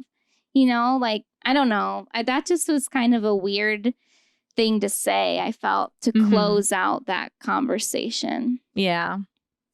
I don't know. What did you think about it? I guess I don't know. I guess I could see, I don't know. I see where Courtney's coming from, but at the same time, I don't know. It's just I think that's why it's so hard to watch them. It's that it's just not anything I can relate to anymore. Yeah. In this way. And it just, I can see, I don't think with all the people saying that about Kim and Chris a lot, it's it's just all about the money. It's just all about the money. I don't think it was right for Courtney then to say that, since that is the narrative that is out there all the time. I do think that, I don't know, they're just very different people, I think, now. Yeah. And it did seem it is a weird dynamic when your siblings get older and you just don't have things in common anymore. And I also do feel Kim has a little, I don't know, there's obviously a lot of competition there. And I do think that Kim also has a little animosity towards Courtney, because I think Kim really wanted to stay in her family, her with Kanye, she really wanted that love. Yeah. And for that to be the end all be all. And I feel really bad for her about that. And I think it's probably hard to see Courtney off in this crazy love thing. So I do feel they both have just so much stuff like that. And I wish they could come together. I guess to end my part of this on a positive note, in the most recent episode when we had Kris Jenner's birthday, there's all these women around and they're just friends of Kris, and then everybody's there for Kris, and they're when I met Kris is this, Kris is that. I wonder what it's like to have friends like Kris Jenner. I know. Friends. And she's had even in the book and stuff, it's the social life, that was such an interesting part of the book too, because I just didn't grow up with my parents having these huge social lives and being friends with their kids or their kids too, it's and it just was, she just seems she's just a really liked person. As much as you want to people say about Kris, it's well, there must be something good about her, because she gets all these friends all the time that really like her, and she's had them for many years. Yeah, that's what I was gonna say. It's not they're just new friends that keep popping up. It's no, she's been friends with these women for decades. I know. And Cece, who's Robert's whatever, it's after the divorce and everything, they still stayed friends. So it's that's a really good friendship and bond. I don't know. It was I know. It was kind of hard to watch it, not because it was just because it hit a weird chord. No, I know. I won't have that. I know. I was thinking about that too. I'm no one would throw a party for me and everyone dress up. Yeah, like how that's just That's beautiful, you know? Like it's really nice to have that kind of nice. camaraderie and I guess I'll just never know. No. Never ever. I'm not gonna have friends that are like in 1999. I know those speeches things are funny. Yeah, but I think it was kind of a joke and like it was made fun of a little bit. But like, isn't that what you kind of do? On someone's birthday, you're celebrating them. You want to talk about like funny stories or things. Like I thought that was nice. No, I thought it was really nice. It was a cute party. It was funny. That's a cute idea. I did think it was weird though because I felt like that we saw pictures of that party like 7 years ago. Oh my God! Like, was that actually from this past November? I know that.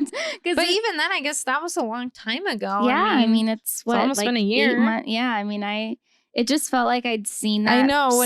I honestly thought that happened seasons ago. Yes. Like that's the timeline it felt like in my head. I know. And that's like we said, social media killed the reality star. It was like, it's so far. I mean, yeah, like 8 months ago, it's like, what have they been doing? So, it's like, it's just, and I know there's like production and everything, but it's like, it just makes it hard to watch something like this. Yeah, I know. And just knowing like stuff that we know now where it's like, most recently there was that like white party in the Hamptons and people are still talking about like Kim and Tom Brady. It's like, okay, well that rumor will probably be like fully disclosed late next season. It's just like the timing is all off. And I know. It's weird. I know. I think if social media wasn't such a big part of them, I think maybe it would make the show a little bit better, but I just feel like it's just hard. I did think too, I mean, I guess this will be like, since we're talking about just the show in general, sometimes the editing is a little like mid conversation, which makes me feel like things are patched together. And I get sometimes for clarity. I mean, even like when we're having a string of conversations, there's definitely things where like we might go off on this, then come back. So like if we were in a reality show, that would probably get edited out. And then but it's just like when you're watching it, it makes me feel like, okay, well, that wasn't really said there. Right. Like they're piecing together the conversation. I don't know. No, I felt like that too. I think, I don't know, just reality. And I think if you're coming from like the Bravo standpoint too, it's like there's so much action kind of like going on, especially coming from Vanderpump Rules, that something like this feels kind of like...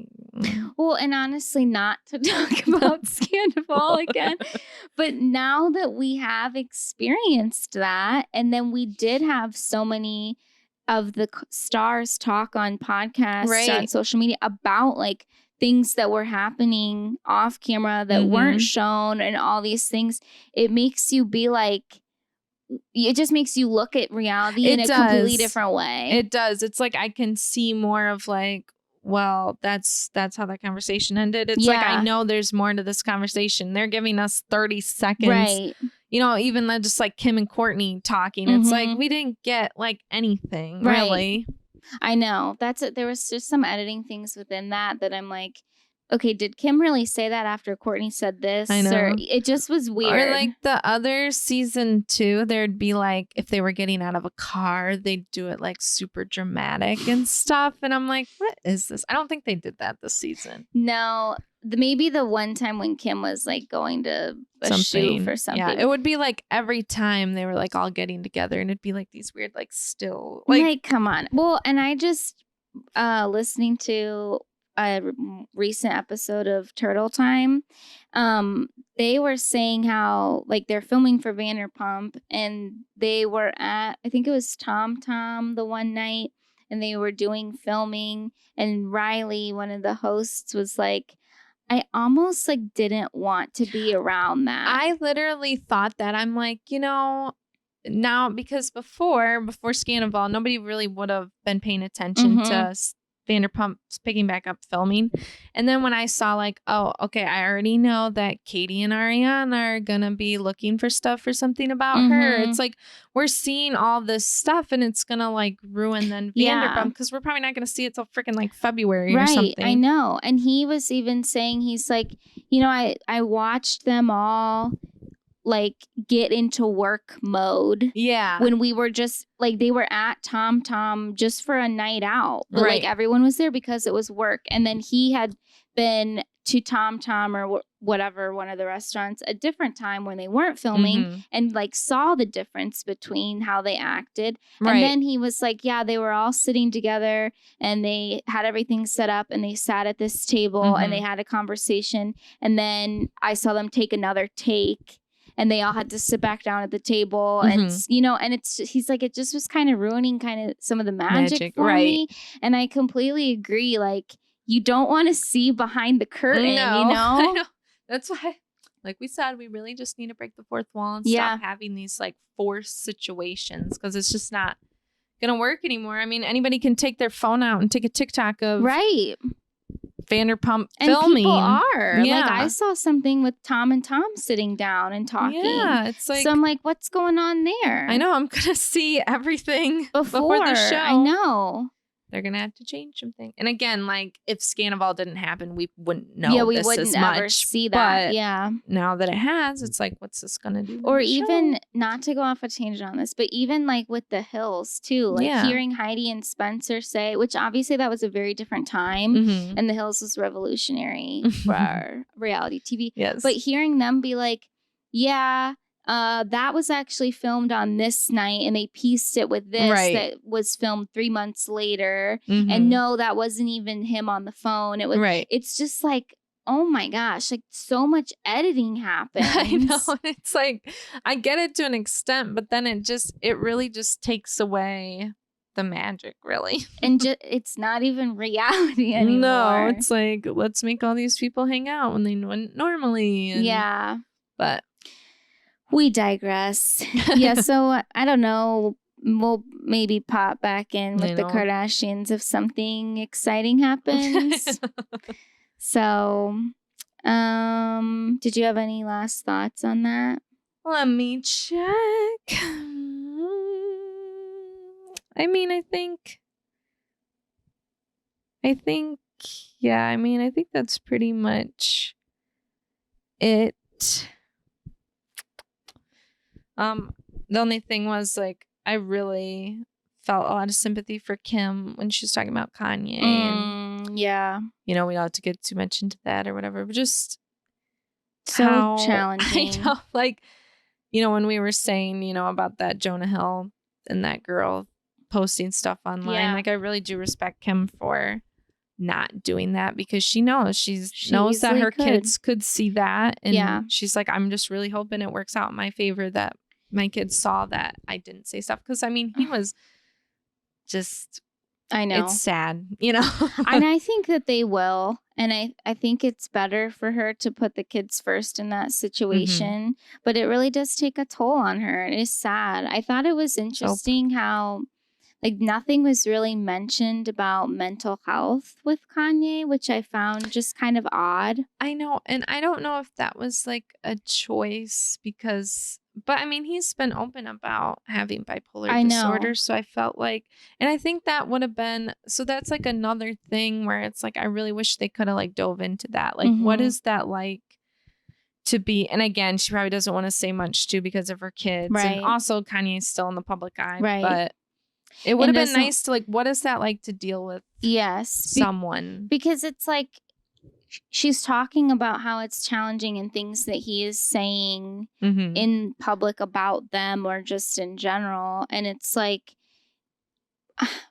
maybe there's more behind it that we don't know. But, like, he has been very open about, like, I was diagnosed, like, later in life with bipolar disorder and I am choosing not to take medication. Right. So he is going to have these manic episodes and you literally can see the waves of his episodes. And it's... I know. And I wish she would have even... I know, like, Pete Davidson is obviously in the public eye, but I mean, it would have been nice, like, for her to even just like acknowledge how much that affected that relationship, because he's out here like making pictures of like killing Pete and like beheading him.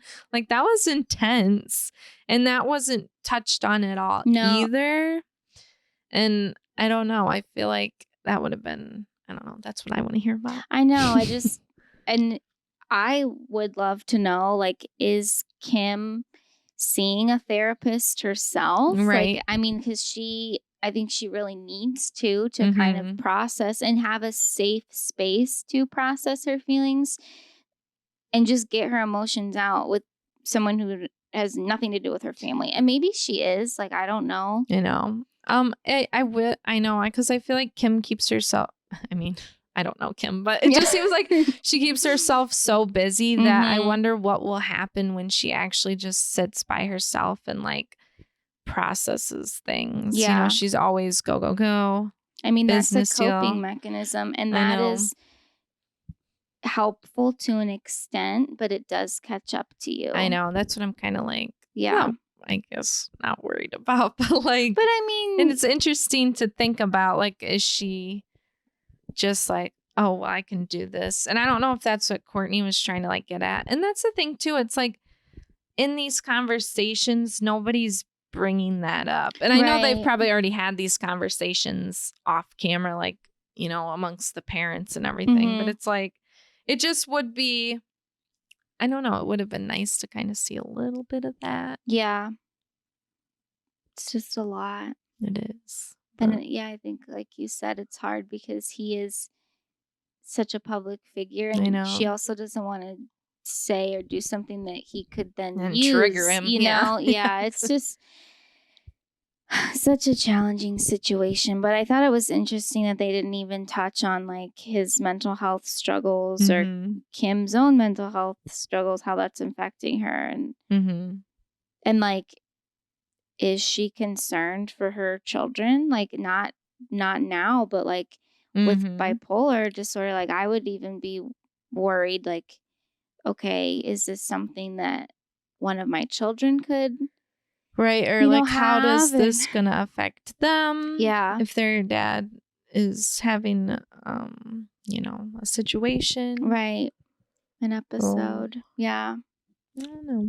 It would have been cool to explore that, but. So we didn't necessarily end that on a positive. Well, I mean, it would have been nice to explore it, but I also understand. It would have made things more real and not necessarily relatable, because we don't deal with that in our personal lives, but relatable to other people. Yeah, definitely. But yeah, I understand why she doesn't want to fully go there. Right. So yeah, there was like an hour of Kardashian talk. So I mean, overall, it wasn't horrible, but I don't know. It was just different. Yeah, it was different than it used to be. I know. It feels like a little bit of the fun is sucked out. It did though. You know, it didn't. Maybe the rest of the season will be different. Right. You know, maybe this was just like the weird leading up to this Dolce thing, and then it'll be different. We'll just have to see. We'll update you guys in a few weeks and see what we think. It got any better. Yeah. I did want to say, you know, talking about our book club, don't forget Matthew McConaughey's Greenlights is what we're reading for July. I am really enjoying this book. Oh, good. Yeah, I'm really enjoying it. I know that this isn't like a new book that's out. It's been out for a couple years, but like, I'm just enjoying it thus far, and I don't know, I like it more than our last one. But I did want to say too, looking at our listens, it looks like our loyal listeners, and maybe even some new ones, really enjoyed our last book club with Minka Kelly. That episode has been doing really well. Okay. So I hope that people are enjoying our book club episodes. Yeah. And I don't know if like maybe people wanted to listen to that episode because that was a newer book. Right. And if it's a little bit different from some of the other ones that we read, and now with like Matthew McConaughey's, it's like a little bit older. But like, I would love to hear feedback from some people, because like do they like just hearing newer books? Would they rather hear, like, you know, why did you like Minka Kelly's review so much? Yes. And I think another thing too to remind everybody is we do go into these books blindly. Yeah. So just keep that in mind. Yeah, we literally just we're not expecting whatever's available, baby. Yeah, literally. Whatever we can both get on audio at the same time. But yeah, just, let us know. Yeah. Give us requests for books, anything. Yeah, for sure. Alrighty. Do you have a recommendation? I do. Okay. I have an author, Taylor Jenkins Reid, and I just finished listening to Daisy Jones and the Six. Yeah, you did mention that to me. I did. I started the show, but I haven't gotten to finish it. But I really like that author. Well, I've only done 2 books from her, but I really enjoyed both the books. I really like the way the other one was The 7 Husbands of Evelyn Hugo, which I loved that book. And I just really like the way she writes characters. Like she does characters that are like famous people. So if you really like that type of feel, you'd like these books. Also, I just wanted to say, I like these book to like mini series type things versus trying to get a whole book into like a small 2-hour movie. Yeah. I think with like streaming services and everything, this has been kind of nice to be able to get so much more details from the book, and the adaptation just be a lot better. Like I know they're doing it with Harry Potter or whatever, and I think I think that's the way to go for books to film ways now. Yeah, because you always have people that are like, oh, they didn't put this in and this in from the book. So yeah, you could get more of a full picture if you had like a 6 episode series. Yeah, you're right. I think that's the way to go. I mentioned this last week, but I'm going to recommend the series The Bear because I just finished season 2. And I was on an emotional roller coaster. And this kind of toward the end of the 2nd season, like things really like took an interesting turn with a couple of characters that was just unexpected. And like I really like the character development. I think that's refreshing because with shows, sometimes you don't see that and it's kind of frustrating, especially like a show that it just seems like it's going to be a flash in the pan. But this one, they really have taken time to do character development. And I would definitely recommend that show. It does induce a lot of anxiety, though. So if that's a trigger for you, or if working in the restaurant industry is a trigger for you, you probably shouldn't watch. But yeah, it was really good. And now I'm looking forward to season 3 because it kind of left on a cliffhanger. But they just finished season 2, so I don't think it's gonna happen for a while. Well, so yeah, thanks guys for listening. Don't forget to follow along with our book club. Don't forget to follow us on our social media. Don't forget to give us feedback. It's a little something. Yeah, we love to hear from you, and we'll talk to you next time. Bye.